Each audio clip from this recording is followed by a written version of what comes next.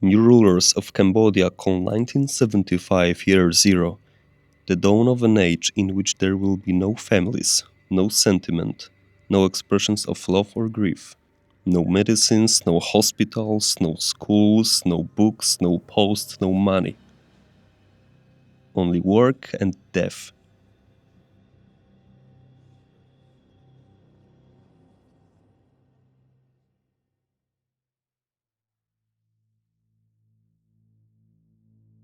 Just half a century ago, the Indochina Peninsula was nothing like we know it today. Torn apart by Vietnam's civil war, the entire region suffered from its consequences. In 1975, communist governments came to power all across Indochina. Pathet Lao abolished the monarchy in Laos. The Communist Party of Vietnam captured Saigon and unified the country under one flag. And the Khmer Rouge seized Cambodia's capital, Phnom Penh, unleashing one of the most extreme totalitarian regimes in human history. This last case is what I will focus on in this video. For the past year, I've been diving deep into this dark chapter, searching for answers about what happened in Cambodia between 1975 and 1979. Yet I still struggle to comprehend how it was possible that 25% of the population perished through executions, starvation, and disease in such a short period of time.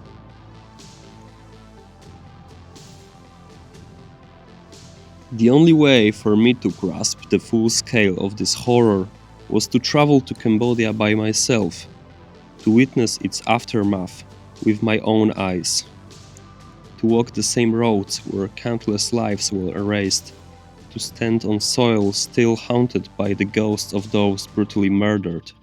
I needed to see the scars left on its society and to step into a country that, not so long ago, was nothing but a sun-scorched graveyard.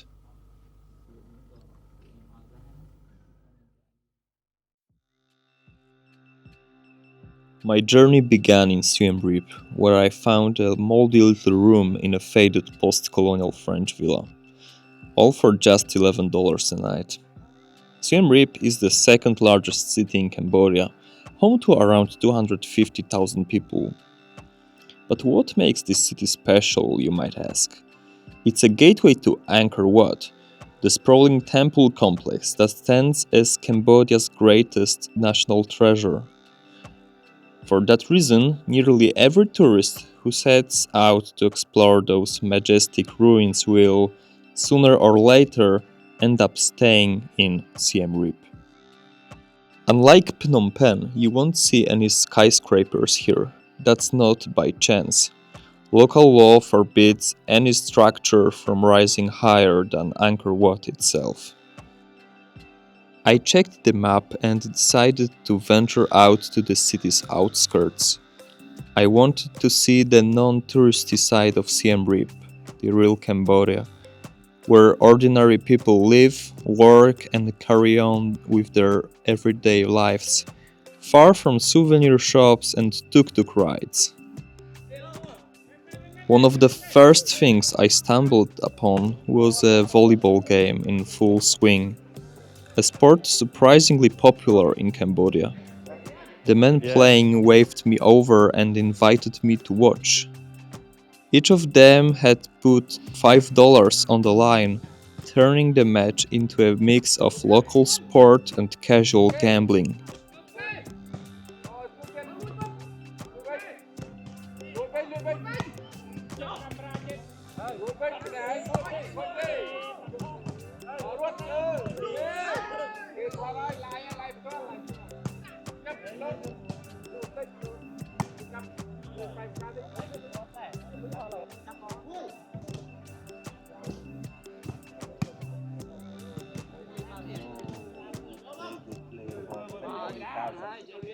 $30,000, 20,000. So $5. Okay. So they are playing for money for $5. Okay. Okay. More emotions if you play for money, right? Yeah.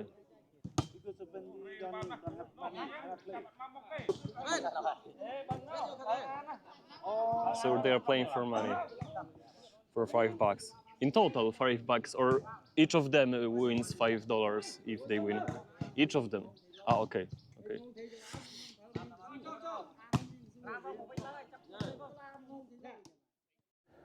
One more very interesting thing about Cambodia is that they use two currencies. So their national currency are Cambodian reals.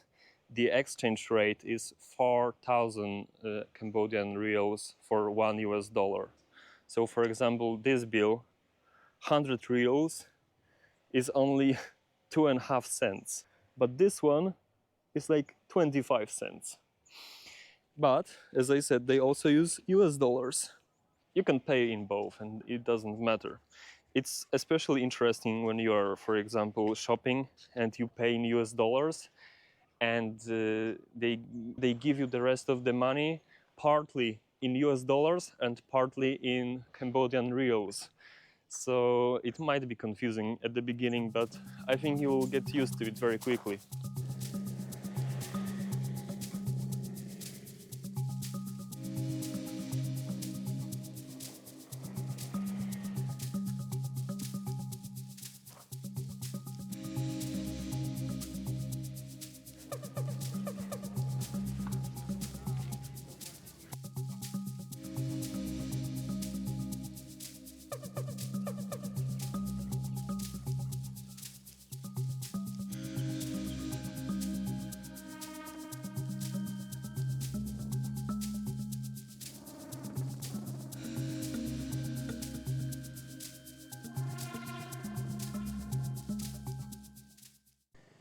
The pipe goes to the plastic bottle, straight to the engine. A perfect example of Cambodian hustle and everyday entrepreneurship are these improvised homemade gas stations.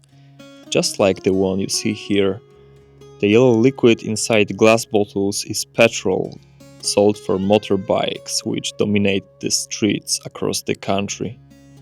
Whole city strikes with contrasts at first glance, and it feels like the aura of the horrors of the past still hangs in the air. Or maybe it is just in my head, I don't know.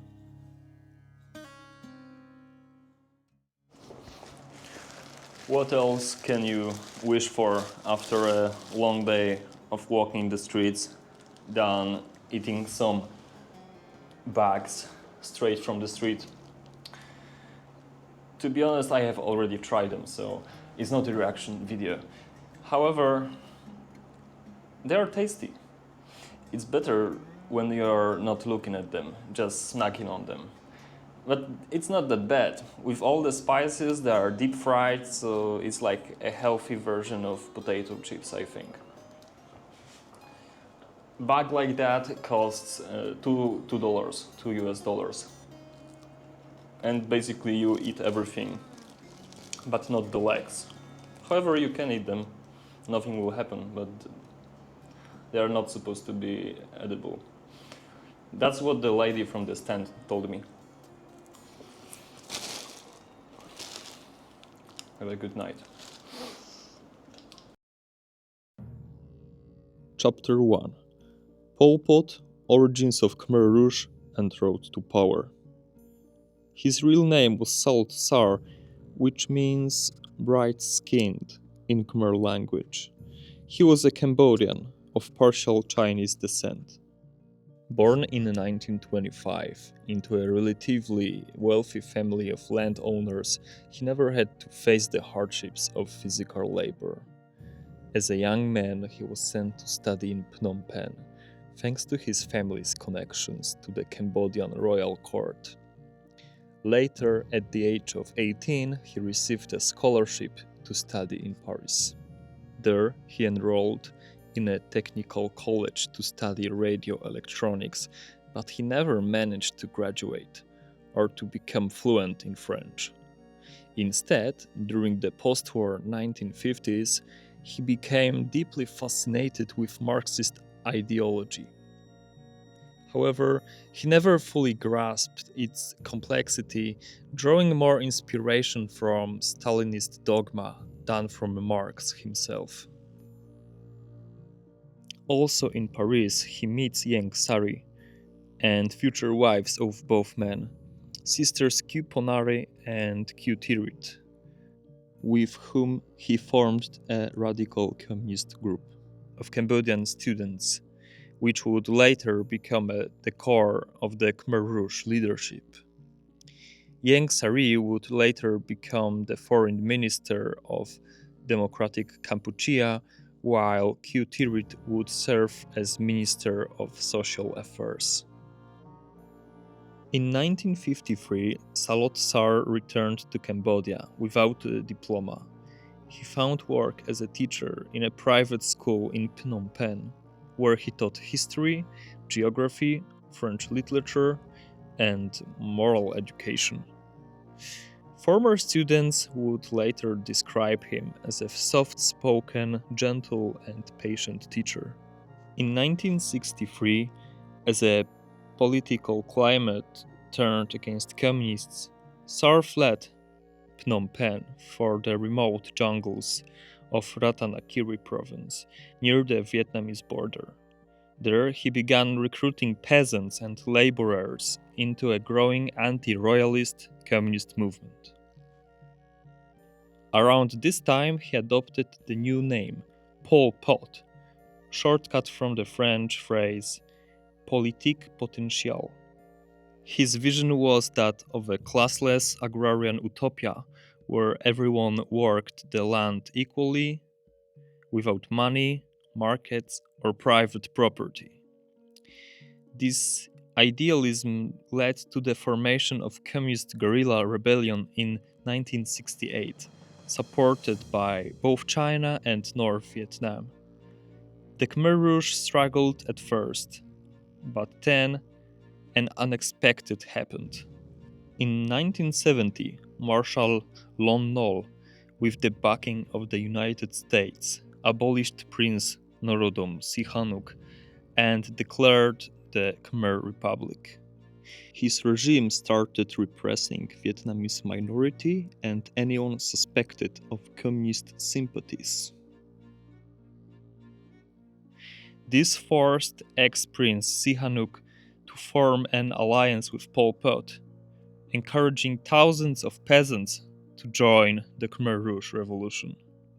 The Lon Nol regime was tremendously corrupt, to the point where his brother Lon Non was profiting by selling weapons to the communist forces. After the Khmer Rouge took Phnom Penh, Lon Non was captured and executed. Finally, on April 17, 1975, the Cambodian capital fell. The darkest chapter in the nation's history was about to begin.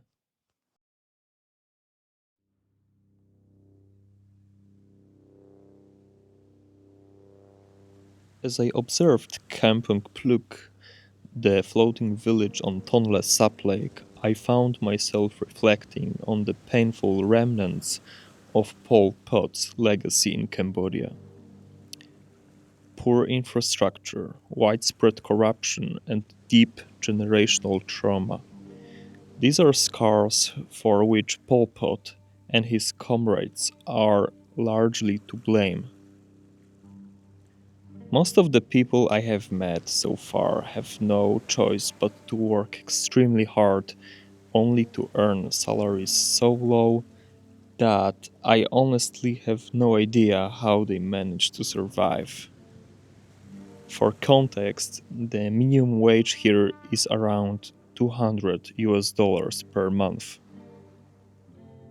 Yet, despite the loss of dignity and hope, the nation still manages to move forward step by step toward a better future.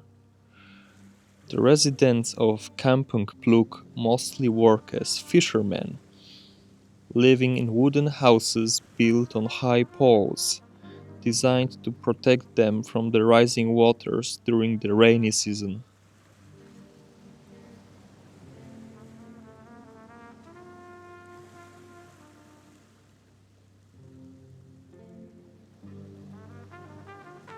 It was time to go back to the city, where the homeless dogs decided to perform a concert for everyone, just like every day.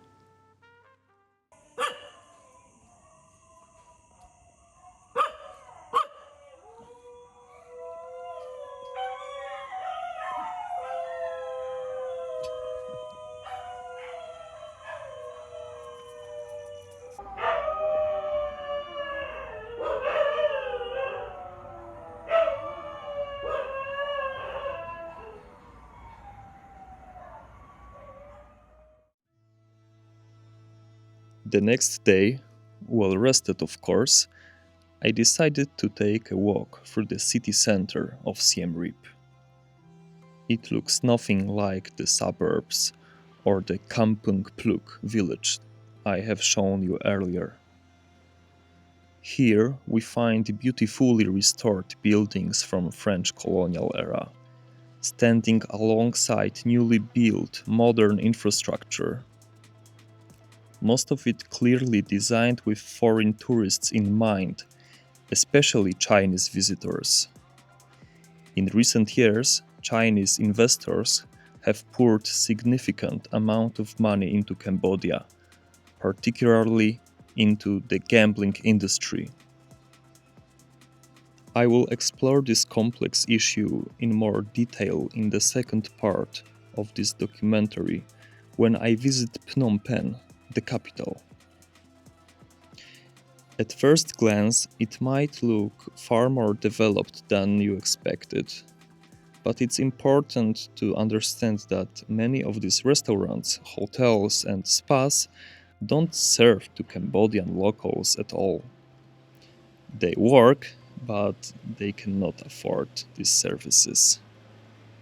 The majority of businesses in that part of town are owned by foreign expats hoping to profit from a rising market, drawn by low taxes and permissive business climate. To put it simply, in Cambodia, if you have money, and as long as you don't criticize the government, you can do almost anything you want. And here we have quite a disturbing sculpture in the park in the middle of the city. It represents the history from the Khmer Empire hundreds of years ago. Chapter 2: Angkor Wat and its role in democratic Kampuchea.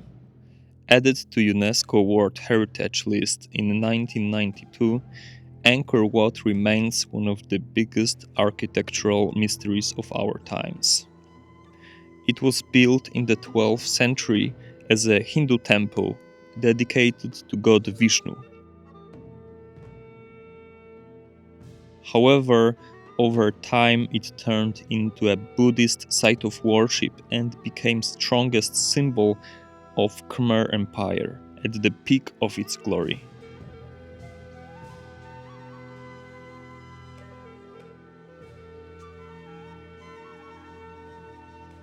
For Pol Pot and the Khmer Rouge, Angkor Wat symbolized a good old times, back when the country was self-reliant and untouched by foreign influence. To the communists, it stood as a proof that an agrarian society could be sustainable without capitalism and modernity. In years 1975-1979, Angkor Wat was also used as the stage for all foreign diplomatic delegations. Among the visitors were such personas as Nicolae Ceausescu, the dictator of Romania, who came for an official two-day visit to Cambodia in order to show alliance against USSR. Chen Yonghui, a Chinese vice prime minister,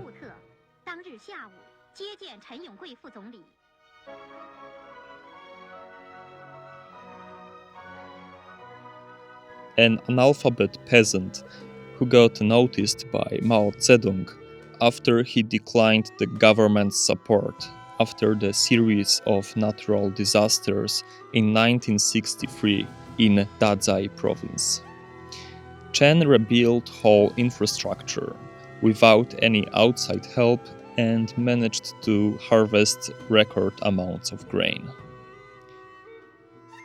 We can't forget about Swedish communist sympathizers who naively praised the regime. Happily for Sweden, communists never got to power in that beautiful Nordic country. I decided to visit one of the local killing fields, just one of the thousands scattered across Cambodia. These were the execution grounds where people, branded as enemies of the state, were brought in groups and murdered. I have to admit, I expected this place to be maintained with more respect. Instead, I found a couple of corroded information boards, sleepy monks walking around the site, and the pit half filled with trash.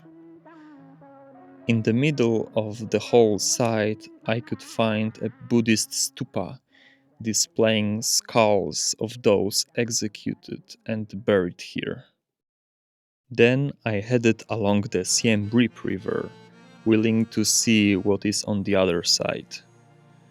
Passing a modest monastery, I came across a group of young boys fishing with frogs as bait. A scene that felt strangely peaceful.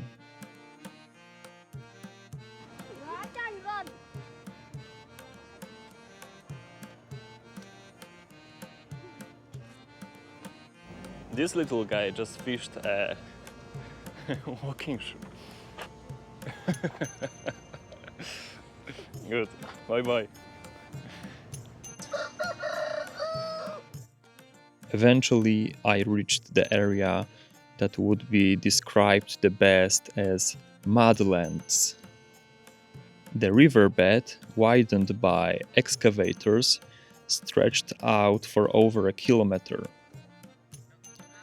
Dust, mud, and the constant rumble of machines filled the air. I'm no civil engineer, but I can only hope that this chaotic construction will someday benefit the people of Siem Reap.